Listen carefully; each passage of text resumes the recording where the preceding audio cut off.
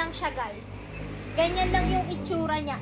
Parang ano, bandage. Yes, parang bandage lang. Ganyan lang yung itsura niya, guys. Hello guys! Meron nga po pala ako share sa inyo ng mga papela.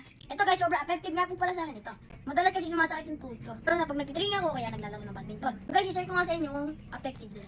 Baka kasi maging effective din sa inyo, guys. Ganito lang yung ginagawa ni Kyle dyan, guys. So, ayan. Ubus na kasi yung ganito niya. Kaya naman bumili siya ng bago. So, guys, may sizes pala nito. Big, So, small, and large. itatry na siya ni Kyle, guys.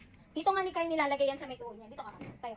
So, ayan, nadapa pala siya kahapon. Nagsa-cellphone ng natapilo. So, ganito pala yung ginagawa dyan ni Kyle, guys. Paano yung ginagawa mo?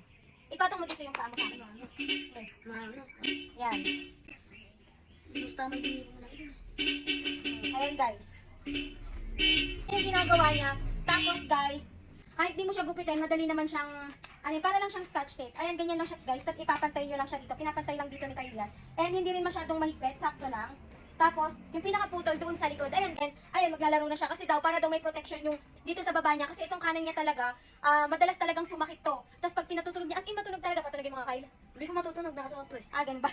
So, ayan guys, mura lang to guys, tapos ang dami na niya and ang kapal. Ang tagal niya na talaga itong magagamit.